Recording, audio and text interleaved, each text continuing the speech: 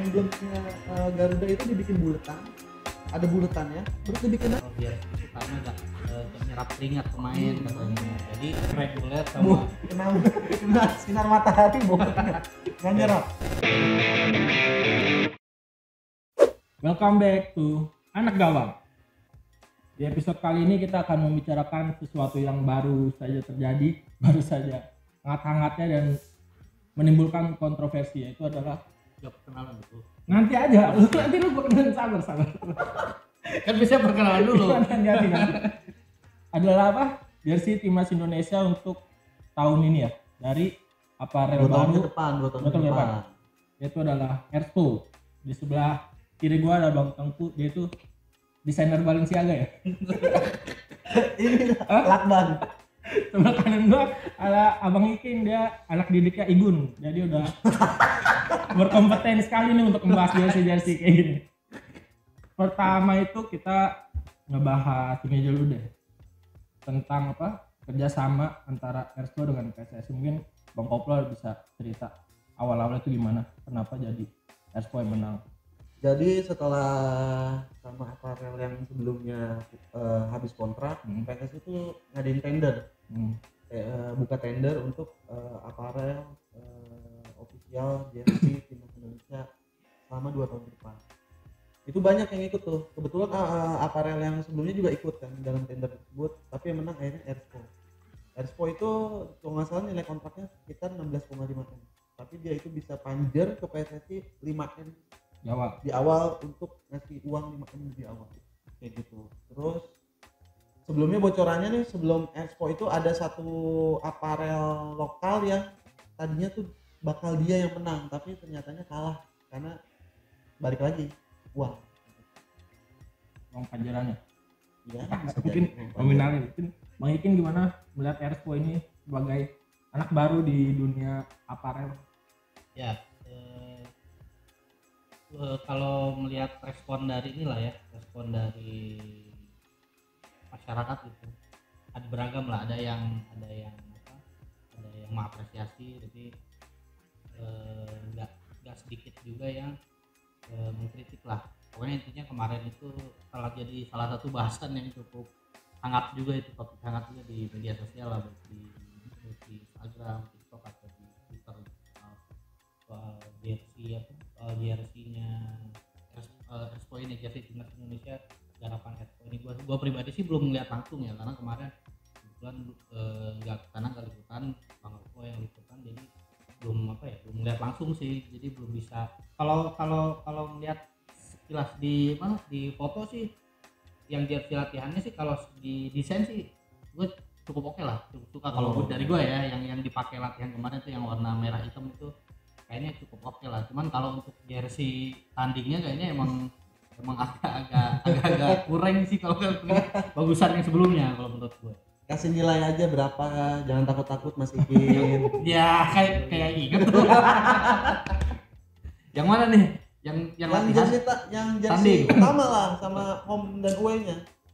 Kayaknya 6 lah dari 10. Gak apa-apa Mas Ikin, kasih nilai. Tapi kan Ersko itu di bawahnya Erigo. Dan Erigo itu terkenal dengan apa? Barang-barangnya mungkin kaosnya lumayan terjangkau ya. Ya kan? Itu dari gimana sih lu ngeliatnya, dari apa, sportwear ya istilahnya? Dari fashion ke sportwear. Ya. Kalau gua ngeliat sih ini dia bisa dikatakan anak bawang ya di sportwear ya kan? Di antara kumpulan apparel lokal. Kalau gua pribadi kemarin sih datang ke sana, gua agak kecewa dengan pihak Expo. Karena apa? Media itu tidak bisa masuk dalam acara launching fashion show. Itu harus pakai barcode ya kan, undangannya gitu, dan lebih mementingkan KOL influencer dibanding media mainstream gitu kan. Jadi kemarin gua agak kecewa dengan Expo. Tapi akhirnya kita bisa masuk setelah acara selesai untuk doorstop Pak Ketum, Erick Thohir, Pak Menpora gitu, Adi Tejo. Akhirnya setelah itu setelah gue lihat dengan kasat mata sih jersey-nya kurang. Jersey away sama home-nya ya, utamanya tuh kurang banget. mereka pengen bikin simple kayak produk aparel Amerika yang Nike. ya sekarang baru liris itu ya kan. Tapi ini aneh dari segi body fit aja jersey nggak body fit. Kalau dulu kan jersey timnas itu body fit, menyesuaikan body. Nah kalau misalnya jersey sekarang tuh nggak body fit kayak gitu kan.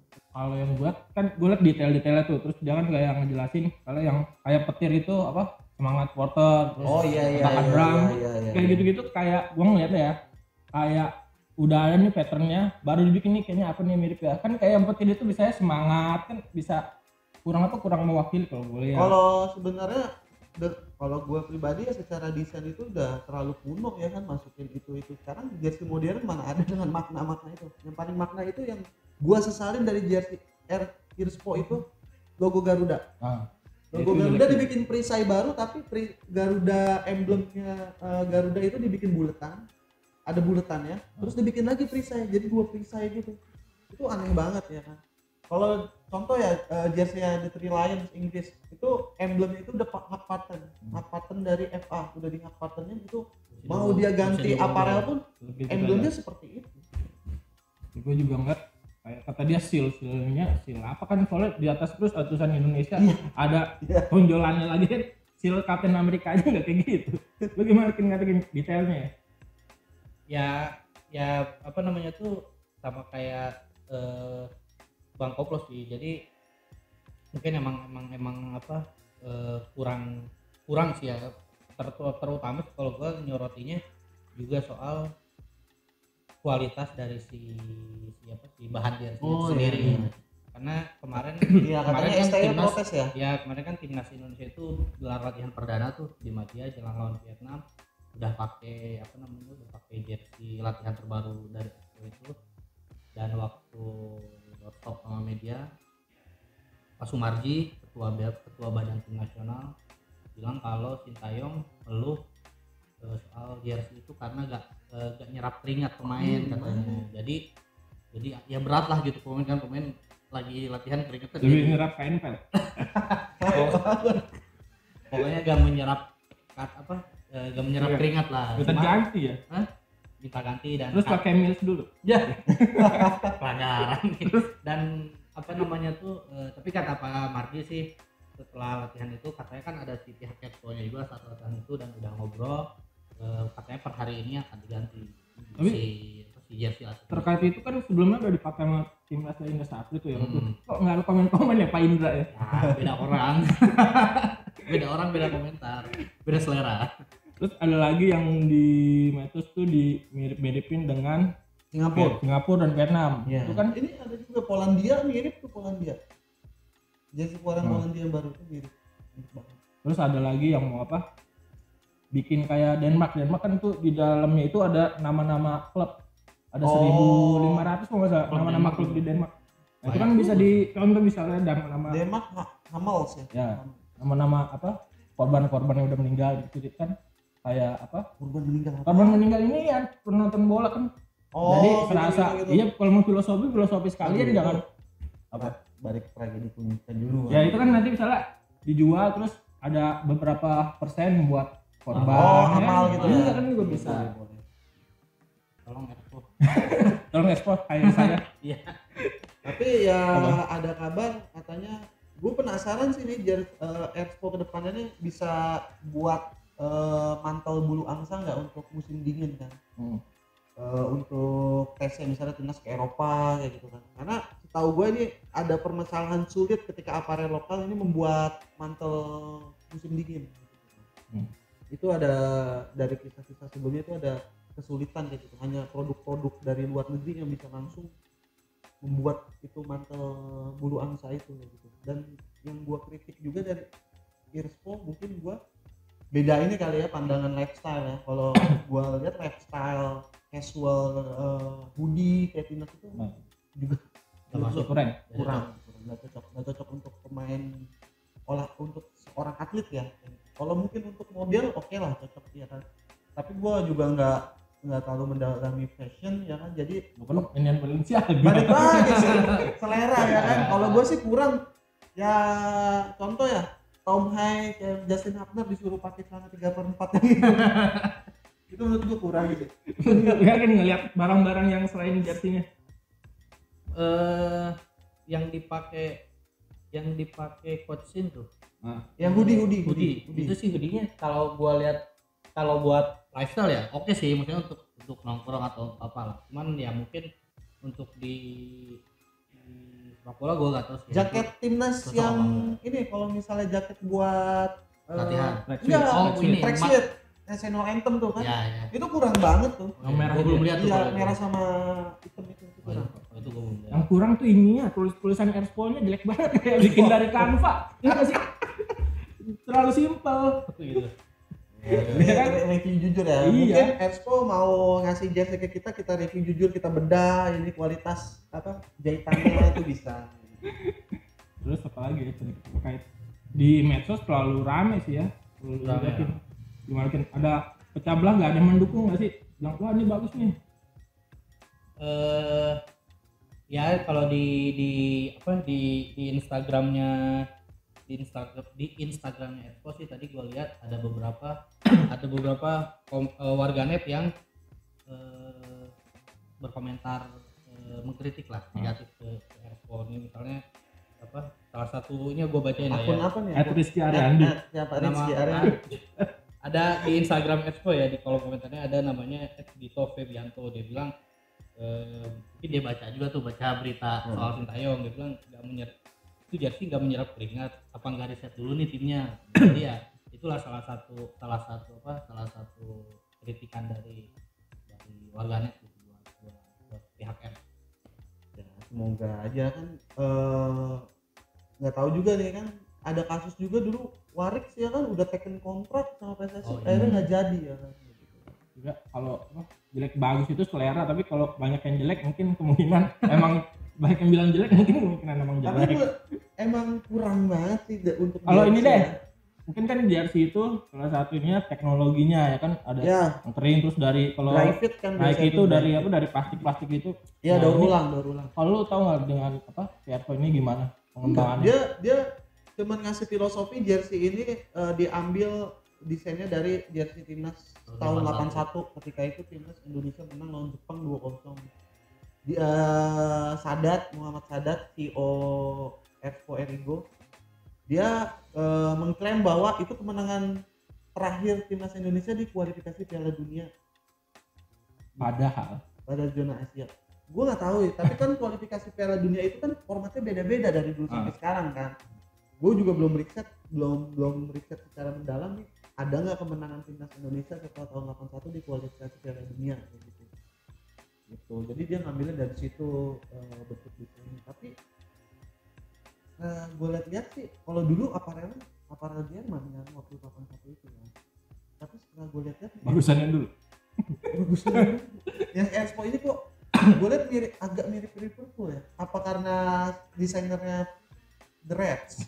Ya kan, gue lihat sih di Instagramnya The Reds dia gitu. Jadi gue nggak tahu, tapi setelah gue lihat lagi setelah Polandia launching jersey ini mirip Polandia kayak gitu. Terus yang gue lihat lagi jersey-nya itu depan sama belakang tingginya beda ya? Iya betul. Itu maksudnya apa tuh ya? Lebih panjang belakang kan? Ya biar bagian belakang pemain nggak kelihatan. Nggak tahu juga sih bahannya. Kemarin nggak dikasih detail kan, kayak misalnya Nike yang lu bilang tadi dry fit ya kan, terus dari daur ulang sampah plastik, botol plastik. Nah ini gua nggak dikasih tahu nih bahannya apa. Lukin harganya sesuai gak? Dan akan laku gak? Ya nggak? Harga itu kan ada 3 versi kalau nggak salah ya. Iya. Versi supporter itu 200.000 kalau nggak salah kan. Ya. Yang Replika itu 600. 600 dan yang Player issue 1,3. 1,3 varian. Ya kalau kata gue sih sempat nonton wawancaranya si Sadat juga di salah satu akun channel YouTube lah. Dia bilang kalau untuk kualitas bahan jersey-nya lah yang supporter versi itu emang agak bedanya lumayan jauh lah dari yang jadi bau. Dari yang reguler sama kena sinar matahari nggak nyerap. Dari yang reguler sama yang player issue, cuman untuk segi looknya sama lah, nggak. Tapi nggak ada kerak putihnya ya kalau nggak salah. Terus pakai apa dong kalau nggak ada kerahnya? Kayak merah semua gitu. Masa? Kan kalau ini kan ada putihnya kan kalau yang player. Mungkin ya, apa gue salah Ya, lihat. kita- Ya kan banyak bocoran-bocoran ya kan. Ya kayak ntar lah. Oh, dibedain gitu warna Ya, Warnanya mungkin ya. Yang jersey Opera sebelumnya berapa tuh? Player itu tuh. Layar isunya 800 900. Lebih mahal ini berarti. Kalau replikanya 500. Mungkin nanti pas lebaran ada diskon ya kan. Iya, mungkin lebaran ada diskon kan. Erigo sering buat diskon tuh ya kan. Iya. Di mall. Di bandel sama kaos JKT. Nah, live TikTok malah. Tom Hai. Apa? Sekarang ini deh kita ngomongin yang favorit deh sama timnas bertanding. Ini sukanya jersey yang apa? Tahun berapa? Tahun berapa deh? Yang apa?